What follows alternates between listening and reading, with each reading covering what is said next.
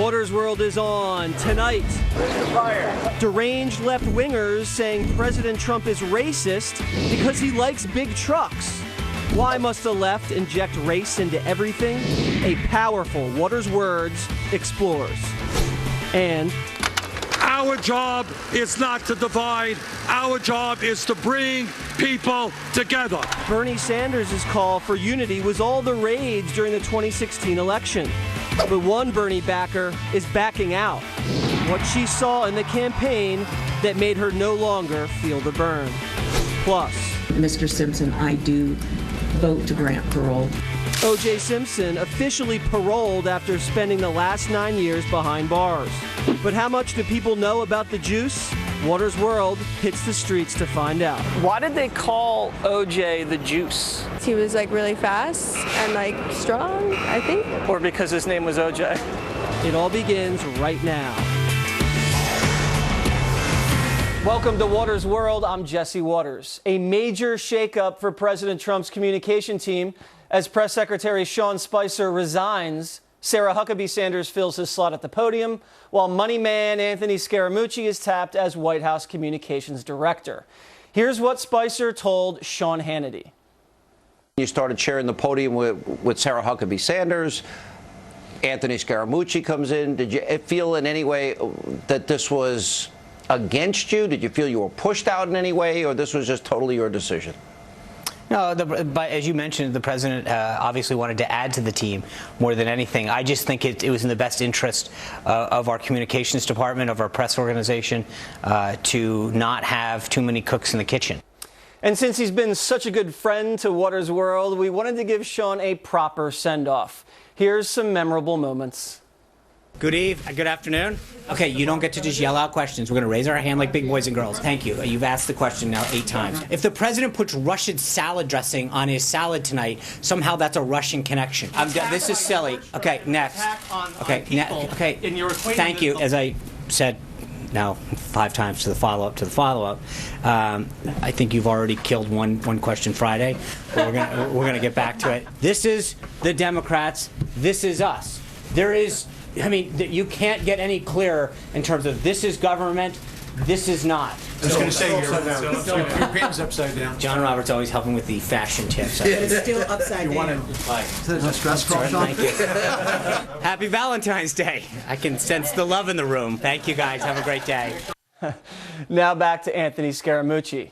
The new White House Communications Director took questions from the White House press corps and said this about the president. But here's what I tell you about the president. He's the most competitive person I've ever met. Okay, I've seen this guy throw a dead spiral through a tire. I've seen him at Madison Square Garden with a top coat on. He's standing in the key and he's hitting foul shots and swishing them. Okay, he sinks 3-foot putts. I don't see this guy as a guy that's ever under siege. This is a very, very competitive person. Obviously, there's a lot of incoming that comes into the White House, but the president's a winner. Okay, and what we're going to do is we're going to do a lot of winning. Joining me now with a breakdown, Fox News chief national correspondent Ed Henry. So, Ed, powerful addition to the White House. How do you think this is going to impact the day-to-day? Jesse, in talking to some of the president's top advisors, they see in that soundbite right there from Anthony Scaramucci the idea of going back to winning, which means going back to the campaign.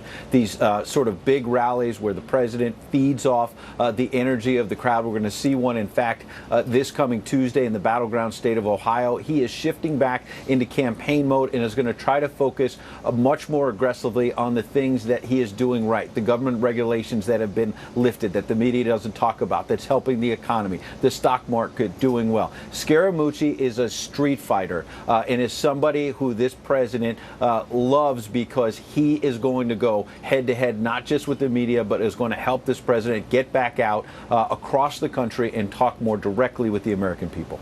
Yeah, we want to see President Trump in campaign mode because I think that's where he's most effective. Ed, thank you very much. I appreciate it. Good to see you. Joining me now with more reaction is Trump Media Advisory Board member Gina Loudon. So, Gina, the Trump train really likes Scaramucci, and it's easy to see why. I mean, the guy's a stone-cold killer, made a ton of cash on Wall Street, also extremely polished, and I think gets Donald Trump. Is that how you see it? Absolutely, Jesse. That's a great analysis. And you look at, I mean, who else do you want heading up this massive economic plan that this president plans to institute? You look at the first 6 months, very successful, but this is a wonderful refresher because now we have somebody there who's a Trump-style fighter, Jesse, who's a counterpuncher, who gets results. Look at what happened when he punched back. 3 CNN people ended up leaving. This is the kind of fighter that America wants right now for this economic agenda and for the next 6 months and beyond. And some of that was on display when he was taking questions from the podium. He was asked about being combative with the news media. Here is what Anthony said. I sort of don't like the fake news, and if you said to me that there's some media bias out there, if you want me to be as candid as I would like to be with you guys, there feels like there's a little bit of media bias. And so what we hope we can do is de-escalate that and turn that around, and let's let the message from the president get out there to the American people. Looks like he's going to punch the press in the face and then help them up off the turf.